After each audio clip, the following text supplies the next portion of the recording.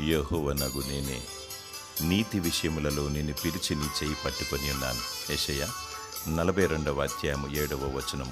నీతి కార్యాలు జరిగించుటకు, బంధింపబడిన వారికి విడుదలనిచ్చుటకు, చీకటిలోనున్న వారిని వెలుగు సంబంధులుగా చేయుటకు, దేవుని ప్రేమను పంచిపెట్టుటకు, సమాధానము ప్రతి ఒక్కరు నీ ద్వారా పొందుకొనుటకు ఒక బలమైన సాధనముగా దేవుడు నిన్ను ఏర్పరచుకొని ఉన్నాడు.